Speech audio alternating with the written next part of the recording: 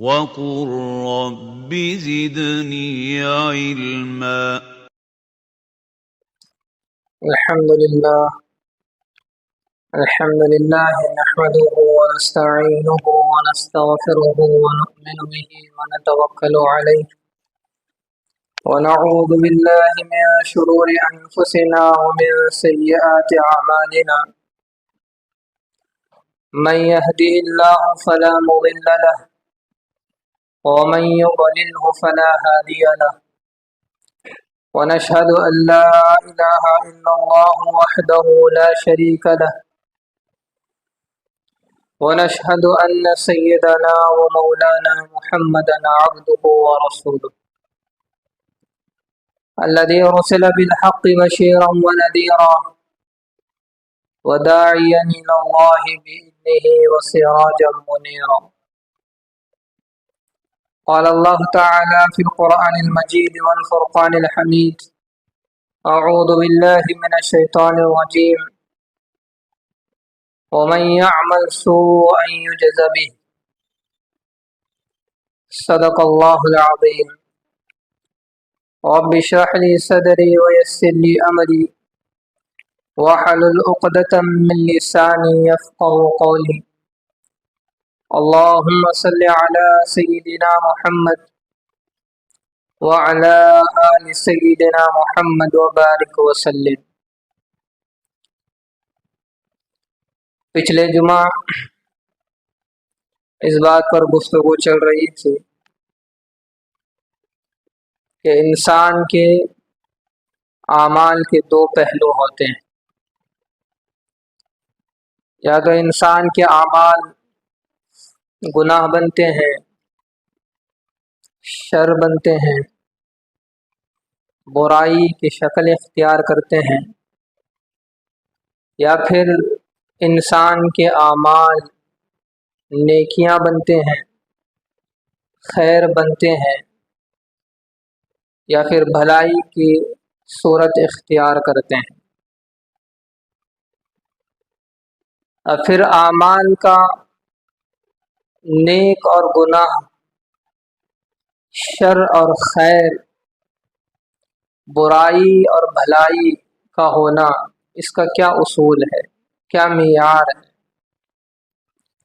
یہ بتایا گیا تھا کہ اعمال اگر اللہ اور اس کے رسول کے حکم کے مطابق ہیں، مرضی کے مطابق ہیں، تو پھر وہ اعمال نیکیاں ہیں، خیر ہیں، بھلائی ہے.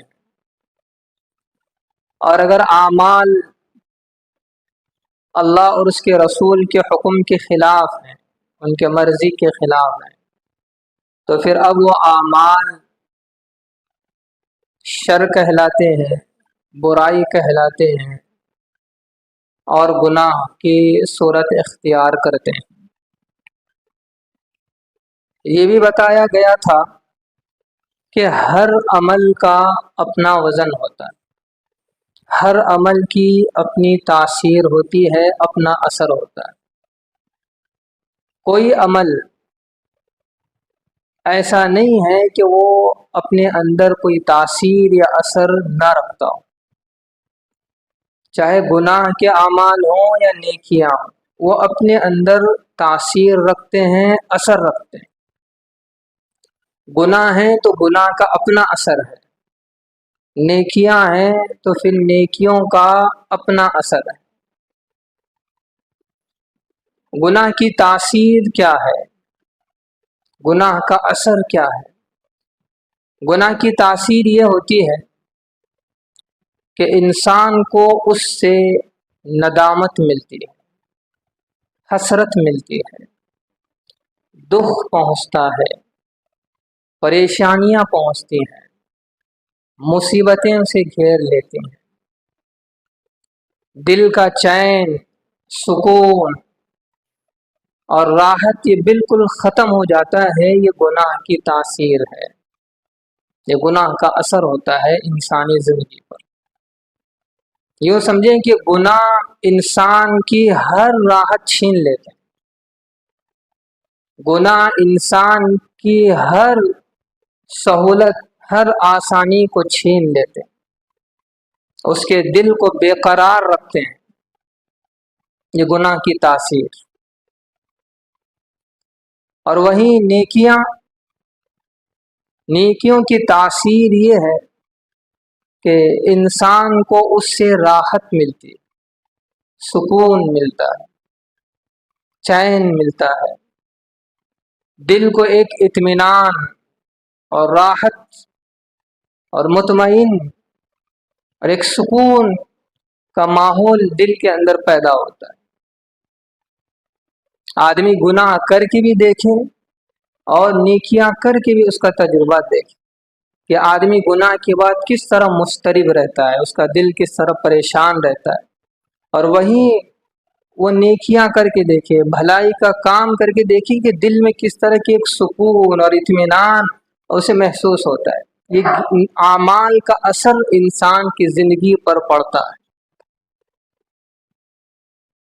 اور یہ بات بالکل دو چار کی طرح بالکل عیاں ہے کہ گناہ سے انسان کو ندامت ملتی ہے، حسرت ملتی ہے، دکھ ملتا ہے، پریشانی ملتی ہے، مصیبت ملتی ہے، اور نیکیوں سے انسان کو راحت، سلامتی، اطمینان ملتا ہے۔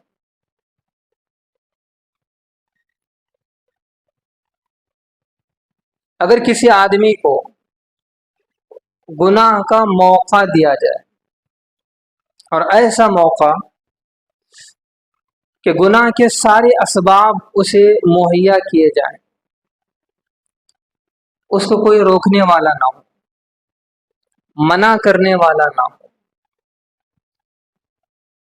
اسے کوئی ٹوکنے والا نہ ہو، حتیٰ کہ اس گناہ پر اس کی پکڑ بھی نہ ہو، اس کو حساب بھی دینا نہ ہو، اس کے باوجود بھی وہ گناہ انسان کو دنیا اور آخرت میں پریشان کرتا ہے، بے سکون رکھتا ہے، اس کے دل کو مطمئن نہیں رکھتا، اس کا دل ہمیشہ پریشان رہتا ہے، اس لیے کہ یہ گناہ کی تاثیر ہے۔ اگر اسے یہ کہیں کہ آپ گناہ کریں، آپ پر اس کی کوئی پکڑ نہیں ہوگی، اس کے باوجود بھی گناہ کا اپنا اثر ہے کہ اس کا دل پریشان رہتا ہے، چاہے اس گناہ پر اسے کوئی بولنے والا نہ ہو، کوئی پکڑنے والا نہ ہو، کوئی پوچھنے والا نہ ہو، گناہ اپنا اثر انسان کی زندگی پر دکھا کے رہتا ہے، چاہے وہ گناہ چھوٹا ہو یا بڑا ہو۔ یوں سمجھیں، اس لیے اللہ والوں نے کہا کہ گناہ بچھو کے مانند ہے، بچھو چھوٹا ہو یا بڑا، ہر آدمی اس سے ڈرتا ہے، خوف کھاتا ہے، دیکھتے ہی دوڑتا ہے۔ کوئی ایسا آدمی ہمیں نہیں ملے گا کہ وہ کہے کہ بچھو کو ہاتھ میں اٹھائے اور کہے کہ بھئی یہ تو چھوٹا سا ہے، کوئی مسئلہ نہیں، ہم ہاتھ پر رکھ لیں گے، اس کو ہتھیلی پر رکھ لیں گے، چھوٹا سا تو ہے۔ بچھو ہے، چاہے وہ چھوٹا ہو یا بڑا ہو، وہ زہریلا ہے، اس میں زہر ہے، وہ انسان کو نقصان پہنچائے، چاہے اس کا نقصان کم ہو یا زیادہ، لیکن نقصان پہنچائے گا۔ اسی طرح گناہ کا ہے، گناہ چاہے وہ چھوٹا ہو یا بڑا، گناہ ہے، اس سے انسان کو ندامت ملے گی، حسرت ملے گی، دکھ پہنچے گا، پریشانی پہنچے گی، مصیبت میں گرفتار ہوگا، اور اس سے بڑھ کر کے اس کا دل بے قرار رہے گا، بے چین رہے گا۔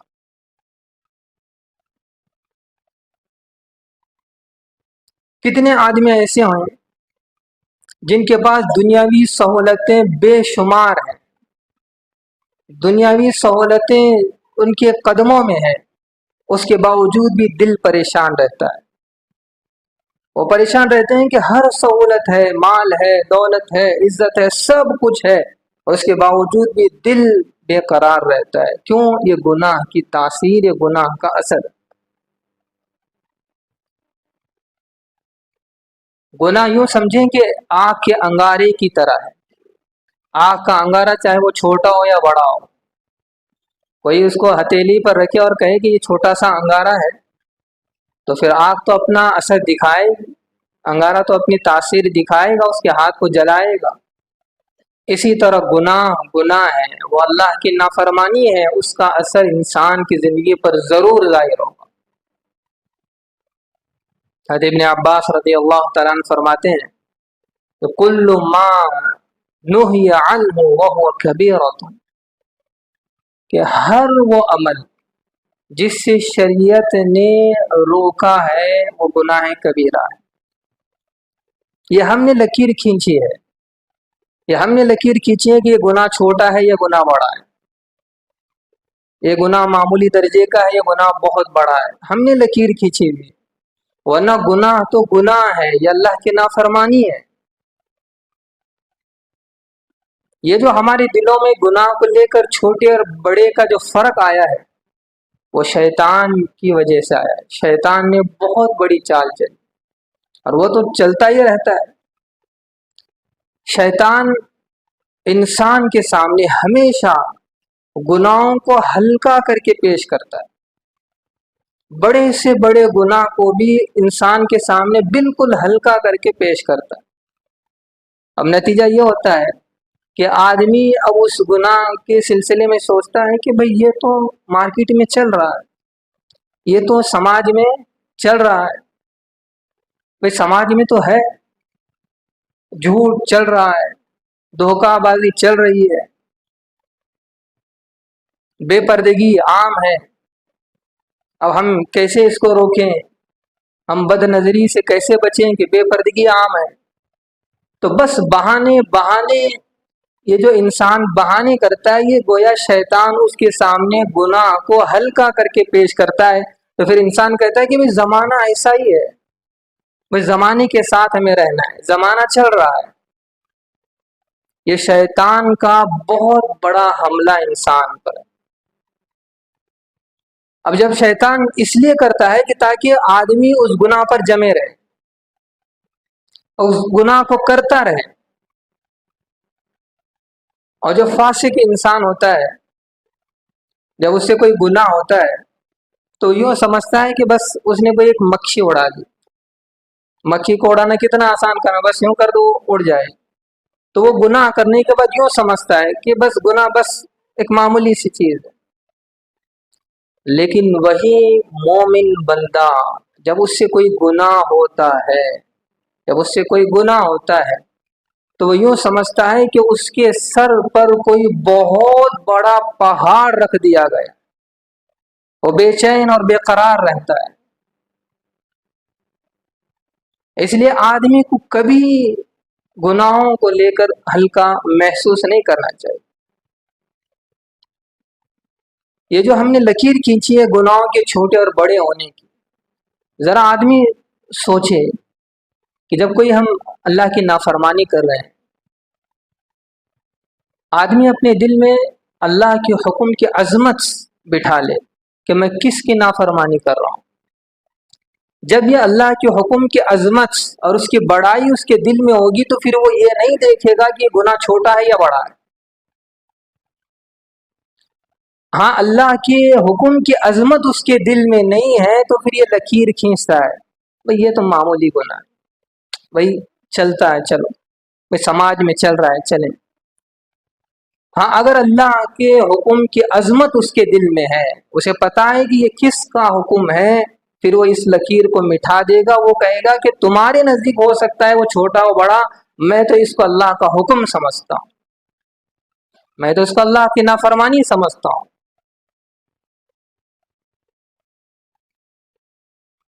بعض دفعہ ایسا ہوتا ہے کہ چھوٹے چھوٹے گناہ ہی انسان کو جہنم میں لے جانے کا ذریعہ بن جاتے ہیں۔ لا تحقرن صغیرۃ ان الجبال من الحصا، کہتے ہیں کہ تم کبھی چھوٹے چھوٹے گناہوں کو حقیر مت سمجھنا، اس کو چھوٹا مت سمجھنا۔ کیوں؟ اس لیے کہ بڑے بڑے پہاڑ چھوٹے چھوٹے پتھروں ہی سے مل کر بنتے ہیں۔ آدمی ایک گناہ کو معمولی سمجھ کر کر رہا ہوتا ہے اور اس گناہ کو بار بار، چھوٹا ہے معمولی ہے، کر رہا ہوتا ہے۔ جب کسی چھوٹے گناہ کو معمولی سمجھ کر وہ مسلسل اس پر کرتا ہے اور آہستہ آہستہ وہ اس درجے پہنچتا ہے کہ وہ چھوٹا گناہ اب بہت بڑا گناہ بن جاتا ہے، بہت بڑا گناہ۔ صحابہ کرام کی ایک عادت تھی، صحابہ اکرام جب آپس میں ملتے تھے تو ایک جملہ ان کے درمیان بہت معروف تھا. وہ اپنے درمیان کہا کرتے تھے لا صغیرۃ مع الاصرار ولا کبیرۃ مع الاستغفار. کہتے ہیں کہ اصرار کے ساتھ کوئی گناہ چھوٹا گناہ نہیں ہے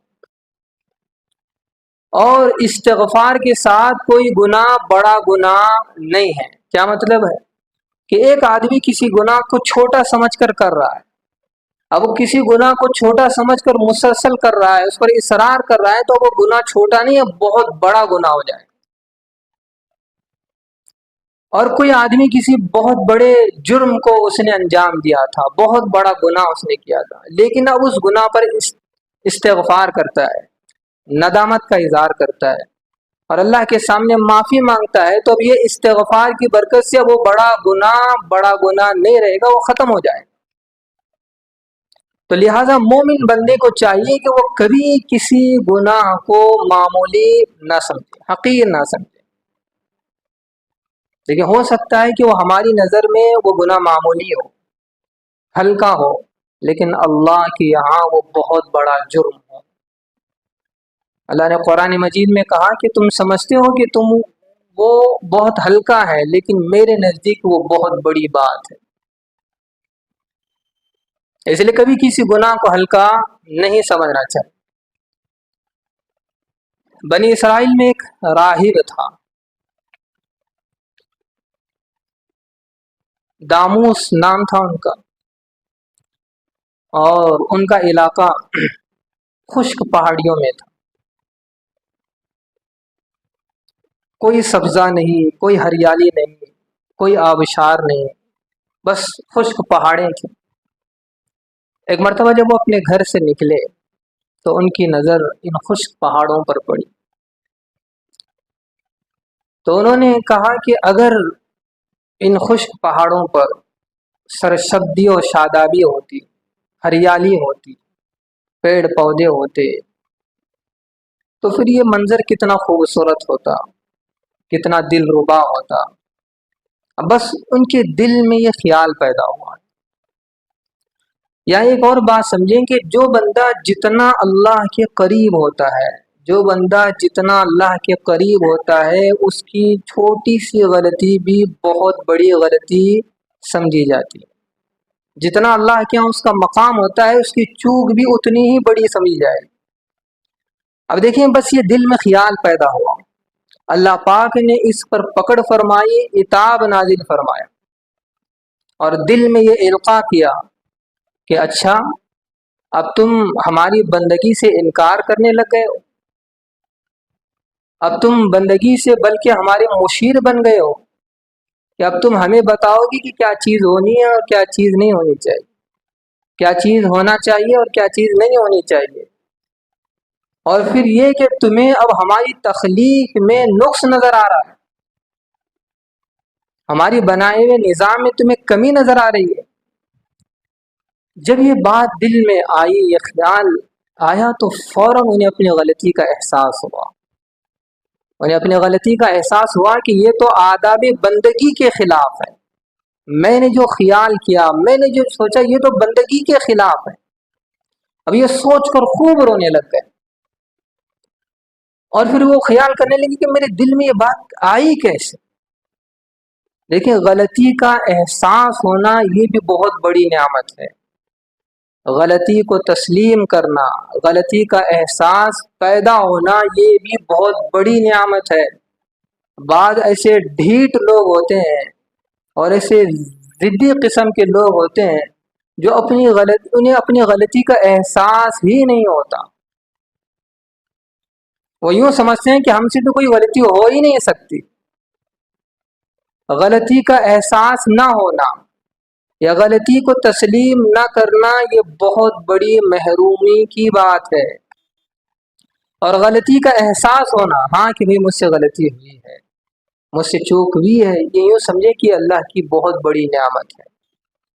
تو حضرت داموس رحمہ اللہ کے دل میں یہ احساس ہوا کہ ہاں مجھ سے چوک ہوئی ہے, مجھ سے غلطی ہوئی ہے. تو پھر انہوں نے یہ نیت کی کہ جب تک مجھے کوئی واضح اشارہ نہ آئے اللہ کی طرف سے کہ میں نے تمہارے اس خیال کو معاف کر دیا ہے، اس وقت تک میں نہ کھاؤں گا نہ پیوں گا، میں اپنے نفس کو یہ سزا دوں گا۔ کچھ عرصہ گزرا تھا کہ بستی والوں نے ایک تقریب کی اور اس میں حضرت داموس رحمہ اللہ کو مدعو فرمایا۔ دسترخوان لگا ہوا تھا تو انہوں نے دسترخوان پر دعوت دی تو حضرت داموس رحمہ اللہ نے انکار کیا۔ لوگ بہت اصرار کرتے رہے کہ حضرت تشریف لائیں، دسترخوان لگا ہوا ہے، تو انہوں نے منع کیا۔ جب لوگوں کا اصرار بہت بڑا اور لوگ یہ پوچھنے لگے کہ آخر آپ نے کھانا پینا کیوں چھوڑا ہے، اس کی کیا وجہ ہے، لوگوں کے اصرار پر حضرت داموس رحمہ اللہ نے اپنے واقعے کو سنایا۔ وہ تو عوام تھے، عام لوگوں کو حقیقی محبت کا کچھ پتہ نہیں ہوتا۔ جس بندے کو اللہ کی معرفت حاصل ہو اور اسے اللہ کی محبت کا مزہ آ چکا ہو، اور پھر اس بندے اور اللہ کے درمیان جو ربط، تعلق اور دوستی اور یاری ہوتی ہے، عام لوگ اس کا اندازہ نہیں کر سکتے۔ اور جب حضرت داموس رحمہ اللہ نے یہ سارا واقعہ سنایا تو وہ لوگ ہنسنے لگ گئے اور کہنے لگے یہ بھی کوئی بات ہے کہ آپ بس اس خیال کی وجہ سے آپ نے کھانا پینا چھوڑ دیا ہے، لہذا ایسا کریں کہ اس عتاب کو، اس سزا کو ہم لے لیتے ہیں، یعنی ہم اس عذاب کو ہم سب تقسیم کر لیتے ہیں، آپ بس کھانا کھا لیں۔ لیکن جب انہوں نے عذاب کو، عذاب الہی کو ہلکا سمجھا تو اللہ پاک نے فوراً حضرت داموس رحمہ اللہ کو القاء فرمایا اور کہا کہ میرے پیارے بندے، اس بستی کو ابھی چھوڑ دو کہ انہوں نے میرے عذاب کو ہلکا سمجھا، میں انہیں ابھی ہلاک کروں۔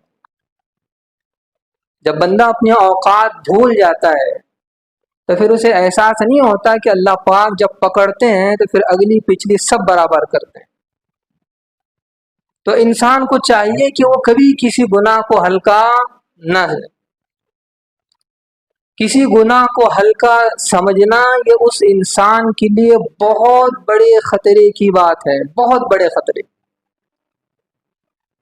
گناہ تو گناہ ہے، لیکن گناہ میں بھی 4 چیزیں اور اس سے بڑھ کر ہیں۔ ایک تو یہ کہ آدمی کسی گناہ کو ہلکا سمجھے،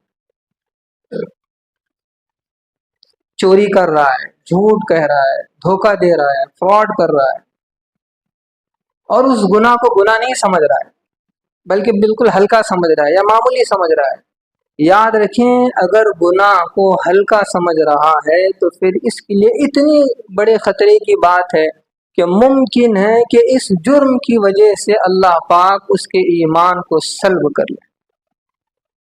کہ گناہ کو ہلکا سمجھنا یہ بہت بڑا جرم۔ اور دوسری چیز، گناہ کر کے خوش ہونا، گناہ پر خوش ہونا مطلب کہ جھوٹ کہہ کر خوش ہو جانا، رشوت لے کر خوش ہو جانا، سودی کاروبار پر مطمئن رہنا، کسی کے دل دکھا کر خوش ہو جانا، کسی کے خاندان میں آگ لگا کر خوش ہو جانا، رشتہ داریوں کو توڑ کر خوش ہو جانا، یہ وہ اعمال ہیں کہ اتنا بڑا جرم ہے کہ ممکن ہے کہ اللہ پاک آخری لمحات میں ایمان کو سلب کر لے۔ اس لیے کہ وہ اس گناہ کو بہت ہلکا سمجھ رہا ہے۔ رشتہ داریوں کو توڑنا اور اس پر خوش ہو جانا، خاندان میں آگ لگانا اور اس پر خوش ہو جانا، سودی کاروبار کر کے اس پر مطمئن رہنا، یہ اتنا بڑا جرم ہے کہ ممکن ہے کہ اللہ پاک اسے ایمان سے محروم کر دے۔ تیسری چیز کہ گناہ پر اصرار کرنا۔ آدمی سے ایک گناہ ہو گیا، چلو کوئی بات نہیں، توبہ استغفار کر لے، بجائے اس کے کہ اس گناہ کو زندگی کا حصہ بنا رہا ہے۔ اگر کوئی بندہ کسی گناہ پر مستقل ہے اور اسے کر رہا ہے تو اس کے لیے یہ خطرے کی بات ہے۔ اور چوتھی چیز ہے کہ گناہ پر فخر کرنا۔ گناہ پر فخر کا کیا مطلب؟ کہ قتل کر کے فخر کرنا، کسی کا مرڈر کر کے فخر کرنا، ظلم کر کے فخر کرنا، گنڈا گردی کر کے فخر کرنا، لوگوں کو ڈرا دھمکانے پر اپنے آپ پر فخر کرنا، یہ اتنا بڑا جرم ہے کہ یوں سمجھیں کہ ممکن ہے کہ آخری لمحات میں اللہ پاک اس سے ایمان سلب کر۔ گناہ کوئی معمولی چیز نہیں ہے۔ جب آدمی گناہ کرتا ہے تو اس کا اثر اس کے زندگی پر پڑنا لازمی ہے۔ آدمی گناہ کر کے اگر توبہ نہیں کرے گا تو آخرت میں اس کی جو سزا ملنی ہے وہ مل کے رہے گی، لیکن دنیا میں بھی اس کا وبال ضرور پہنچے گا، چاہے وہ گناہ چھوٹا ہو یا بڑا ہو، چاہے اس نے جھوٹ کہا ہو یا کسی کا قتل کیا ہو، اس گناہ کا اثر اس کی زندگی پر ضرور پڑے گا۔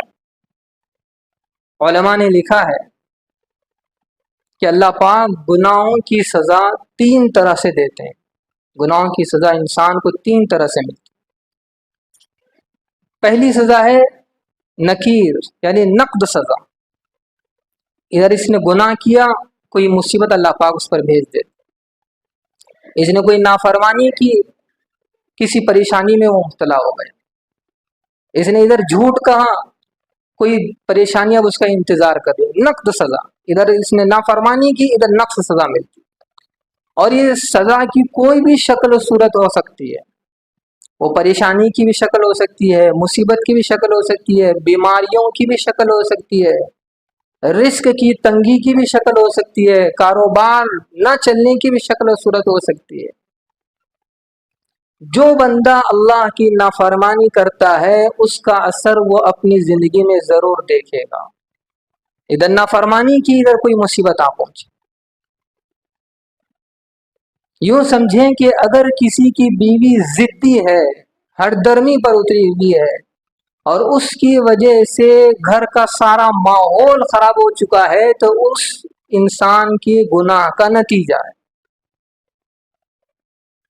یا اولاد میں سے کوئی ایک بچہ یا بچی باپ کے لیے سردرد بنا ہوا ہے، اور اس کی وجہ سے باپ کی زندگی بے حال ہو چکی ہے، آنسو اس کے جاری ہیں، تو اس باپ کے گناہ کا نتیجہ ہے۔ جب آدمی گناہ کرتا ہے تو پھر اس کے اللہ پاک سزا مختلف طریقوں سے دیتے ہیں، کبھی بیماری، کبھی کسی مصیبت، کبھی قرضوں کے تلے، کبھی بیوی، کبھی اولاد، کسی نہ کسی طریقے سے اس گناہ کا بدلہ اور سزا اللہ پاک دنیا میں دیتے ہیں، اور یہ نقد ملتا ہے کبھی کبھی۔ یا پھر گناہ کی سزا اللہ پاک مؤخر کر دیتے ہیں، تاخیر سے دیتے ہیں۔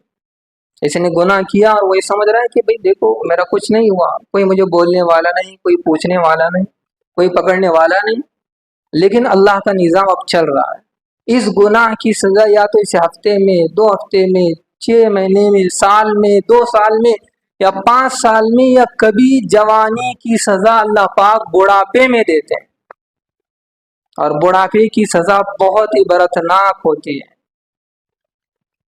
جوانی میں جو ہم نے گناہ کیا اللہ پاک کبھی بڑھاپے میں دیتا ہے، اور اس کی مختلف شکلیں صورتیں ہو سکتی ہیں کہ اس بڑھاپے کے عالم میں بیوی نافرمان بن جائے، اور جوان بچے اس بیوی کا ساتھ دینے لگ جائیں، تو اب بتائیں کہ اس بوڑھے کا جو بڑھاپا گزرے گا وہ کوئی قابل بیان نہیں۔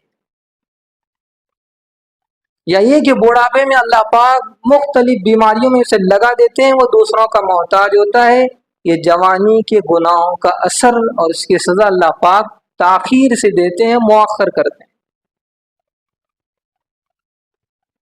یا کبھی کبھی اللہ پاک گناہوں کی سزا خفیہ تدبیر سے دیتے ہیں۔ کیا مطلب؟ ایک آدمی گناہ کر رہا ہے، گناہوں بھری زندگی ہے، لیکن اس کے باوجود اللہ پاک نے اس پر نعمتوں کے دروازے کھولے ہوئے ہیں۔ اللہ پاک اس لیے اس پر نعمتوں کے دروازے کھولے ہوئے ہوتے ہیں کہ وہ ان نعمتوں کو اور استعمال کرے، اور غافل ہو کر اس دنیا سے اٹھ جائے، اور آخرت میں اسے بڑی سی بڑی سزا دی جائے۔ اب یہاں آدمی کو غور کرنا چاہیے کہ ایک طرف اگر اس کی زندگی گناہوں بھری ہے اور نعمتوں کے دروازے اس پر کھلے ہوئے ہیں، تو یہ اس کے لیے بہت بڑے خطرے کی بات۔ تو یہ ہمارے ذہنوں میں بالکل یہ بات کلیئر ہونی چاہیے کہ آدمی اگر گناہ کرتا ہے اور اس گناہ پر توبہ اس نے نہیں کی، تو اس گناہ کا اثر لازمی طور پر اس کی زندگی میں پڑے گا، مصیبت کی شکل میں، پریشانی کی شکل میں، قرضوں کی شکل میں، بیماریوں کی شکل میں، بیوی کی نافرمانی کی شکل میں، اولاد کی نافرمانی کی شکل میں، یا گھروں میں بے اطمینانی کی شکل میں، یا کسی بھی صورت میں اللہ پاک اس کا اثر اس کی زندگی پر ضرور ڈالتے ہیں۔ اس لیے انسان کو چاہیے کہ وہ گناہوں سے پاک زندگی گزارے، اللہ سے دعا کرتے رہیں کہ اللہ ہمیں گناہوں سے نفرت عطا فرما، گناہوں سے پاک زندگی عطا فرما، نیکیوں کا شوق عطا فرما، نیکیوں کا جذبہ عطا فرما۔ جب اللہ کے حساب ہم آئیں تو بالکل گناہوں سے پاک ہوں، اے اللہ ایسے ہمیں زندگی عطا فرما۔ یہ دعائیں ہمیں مسلسل کرنی چاہیے۔ اللہ تعالیٰ سے دعا ہے کہ اللہ تعالیٰ ہمیں کہنے سنت عمل کی توفیق عطا فرمائے۔ Thank you for watching. If you found this video helpful, please like, share it with others, and subscribe to our YouTube channel for more insightful Islamic content.